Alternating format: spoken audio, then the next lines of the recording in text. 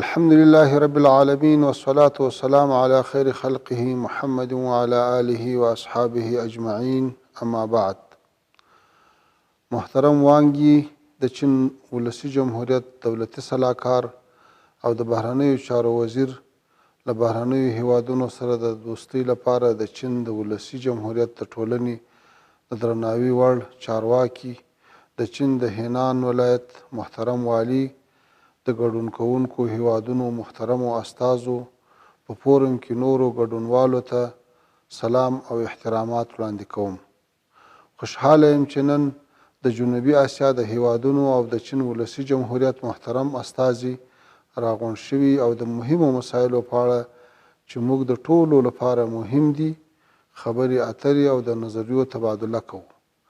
افغانستان یو داسې مهم جغرافیایي موقعیت لري چې د اسیا څو برخو کې راتلای شي چې موږ افغانانو ته ستر ویاړ دی او له همدې امله یو باثباته او سوله ییز افغانستان د سیمې او نړۍ د امنیت لپاره اړین دی چې له نیکه مرغه له څلورو لسیزو وروسته اوس مهال د افغانستان په ټولو برخو کې سوله او ثبات ټینګ شوی.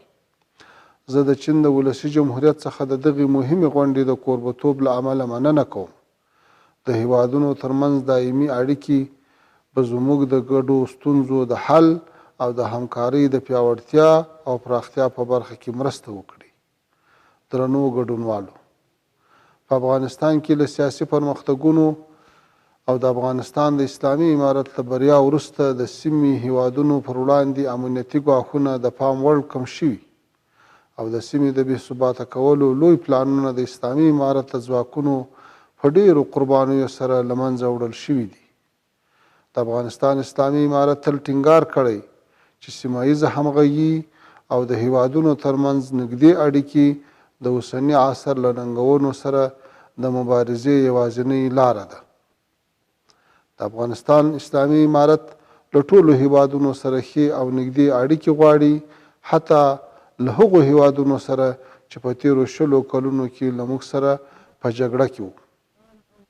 زه له هغو هیوادونو مننه کوم چې په کابل کې سیاسي نمایندګۍ د سیاسي پرمختګونو له امله نه دي تړل شوې او فعاله دي، او له نورو هیوادونو هم غوښتنه کوم چې په پوره ډاډ سره په افغانستان کې خپلې سیاسي نمایندګۍ بیرته پرانیزي. دا کار کولی شي زموږ د هیوادونو د خلکو په ګټه سیاسي، اقتصادي او امنیتي اړیکې پیاوړې کړي. د افغانستان اسلامي امارت چمتو دی چې په افغانستان کې د بهرنیو هیوادونو د سیاسي نمایندګیو بشپړ امنیت تامین کړي. ځینې کړۍ هڅه کوي چې د منفي او بې اساسه تبلیغاتو پر مټ د نړۍ د سولې او ثبات په تامین کې د افغانستان د اسلامي امارت وړتیا کمزوري وښيي. د افغانستان اسلامي امارت متقابل احترام، ښه ګاونډیتوب او د هیوادونو په کورنیو چارو کې نه لاسوهنې ته جدي ژمن دی او د سیمې او نړۍ د هیوادونو ترمنځ په ټولو برخو کې د اړیکو پر پراختیا او د همکاریو پر پیاوړتیا ټینګار کوي. قدرمنو حاضرینو، موږ ټول پوهیږو چې نړیوال نظم په چټکۍ سره د بدلون په حال کې دی. په دې حالت کې د سیمې هیوادونو ته اړتیا ده چې په سیاسي، اقتصادي او امنیتي برخو کې نږدې او دوامداره همکاري سره ولري.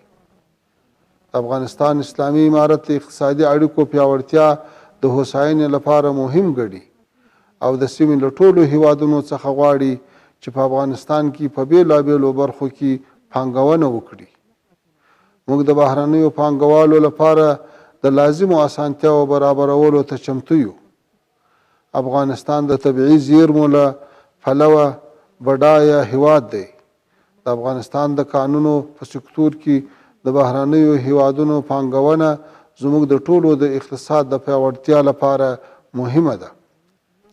د افغانستان اسلامي امارت د ډیرو ستونزو لکه د امریکا د یو اړخیزو بندیزونو او زموږ د بانکي شتمنیو له بندېدو سره سره په دې توانېدلی چې خلکو ته پر وخت خدماتو لپاره ټول دولتي بنسټونه فعال وساتي. د افغانستان اسلامي امارت توانېدلی چې په ټولو دولتي ادارو کې فساد له منځه یوسي. موږ د سیمې له هیوادونو څخه غواړو چې د افغانستان د لوړ کیفیت لرونکي کرنیزو محصولاتو د صادراتو په برخه کې همکاري وکړي. چین ته د افغانستان د جلغوزیو صادراتو زموږ په اقتصاد کې مهم رول لوبولی او له خلکو سره مرسته کړې ده. زه په دې برخه کې د چین له همکارۍ مننه کوم. افغانستان یو کرنیز هیواد دی او زیاتره خلک یې په کرنه او مالدارۍ بوخت دي. افغانستان د کرنیزو محصولاتو د صادراتو د زیاتوالي په برخه کې همکاري د افغانانو د اقتصاد او ژوند د پیاوړتیا لپاره بیړنۍ او مستقیمه مرسته ده. د افغانستان اسلامي امارت په افغانستان کې په ټولیزه توګه د امنیت تامین کړی چې د سیمې د امنیت په ټینګښت کې ونډه اخیستې ده. اوس مهال د افغانستان له خاورې ګاونډیو هیوادونو ته هیڅ ګواښ نشته. د سیمې هیوادونو ترمنځ امنیتي همکاري کولی شي چې احتمالي امنیتي تهدیدونه له منځه یوسي او پر وخت ورسره مقابله وشي. په سیمه کې د کړکېچ په رامنځته کولو سره ځینې لوري هڅه کوي چې خپل نفوذ پیاوړی کړي او خپل پلانونه عملي کړي. یوازې د همکارۍ او دایمي اړیکو په ټینګولو سره کولی شو د سیمې ثبات او امنیت ټینګ کړو. یو باثباته افغانستان د سیمې د امنیت او اقتصادي هوساینې لپاره اړین دی. له نیکه مرغه افغانستان له 4 لسیزو جګړو وروسته اوس تر بل هر وخت ډیر خوندي دی. موږ ټولو هیوادونو ته ډاډ ورکوو چې هیڅ ډلې ته به اجازه ورنکړو چې زموږ خاوره د سیمې او نړۍ د بې ثباته کولو لپاره وکاروي. د افغانستان اسلامي امارت د سیمې په سترو اقتصادي پروژو کې ګډون ته چمتو دی او موږ لا هم د سیمې له هیوادونو غواړو چې خپلې اقتصادي پروژې په افغانستان کې پیل کړي. دا به زموږ د هیوادونو د پیوستون او نږدېوالي لامل شي. درنو حاضرینو، موږ ټول پوهیږو چې د کورونا ویروس خپرېدا، د اقلیم بدلون او په دې وروستیو کې په اوکراین کې جګړې ټول هیوادونه اغیزمن کړي دي او د شته ننګونو په ځانګړې توګه اقتصادي ستونزو ته د رسېدو لپاره د خپلو هیوادونو ترمنځ د همکارۍ پیاوړتیا او سوداګرۍ ته وده ورکول اړین دي. د افغانستان اسلامي امارت هڅه کوي چې د خپل متوازن او اقتصاد محوره بهرني سیاست پر مټ د سیمې او نړۍ له هیوادونو سره نږدې او د همکارۍ اړیکې ولري. یو ځل بیا د چین د ولسي جمهوریت څخه د دغه فورم د ترسره کولو له امله مننه کوم او ټولو ګډونوالو ته د بریا هیله کوم. ستاسو له پاملرنې مننه.